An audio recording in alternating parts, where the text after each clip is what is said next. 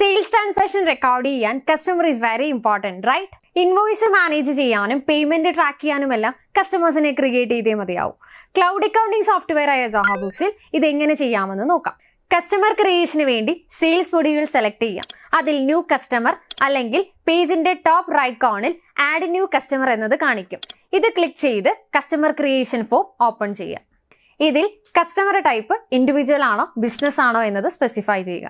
Then customer details fill ചെയ്യുക. Customer creation ഫോമിൽ കൂടുതൽ ഇൻഫർമേഷൻ പ്രൊവൈഡ് ചെയ്യാം. Customer name, email address, valid ആയിട്ടുള്ള ഇമെയിൽ അഡ്രസ്സ് വേണം എൻ്റർ ചെയ്യാൻ.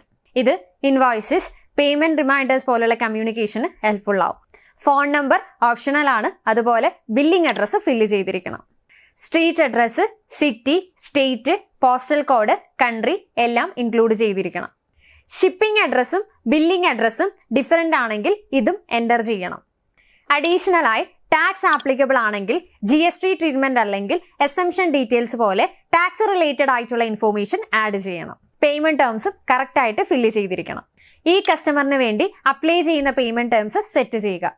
പേയ്മെന്റ് ഡ്യൂ ഡേറ്റ് എന്നാണെന്ന് ഇതിലൂടെ നമുക്കറിയാം. അതുപോലെ കസ്റ്റമറിന് ഓപ്പണിംഗ് ബാലൻസ് ഉണ്ടെങ്കിൽ അതും എൻ്റർ ചെയ്ത് കൊടുക്കണം. കസ്റ്റമർ ഡീറ്റെയിൽസ് എല്ലാം കറക്റ്റായിട്ട് സേവ് ചെയ്ത് കഴിഞ്ഞാൽ സോഹോ ബുക്സിൽ കസ്റ്റമർ സക്സസ്ഫുള്ളി ക്രിയേറ്റ് ചെയ്ത് കഴിഞ്ഞു. Very simple, right? സോഹോ ബുക്സിൽ എന്തെങ്കിലും ഡൗട്ട് ഉണ്ടെങ്കിൽ ഉടൻ തന്നെ കമന്റ് ചെയ്യണേ. We will see you in another video.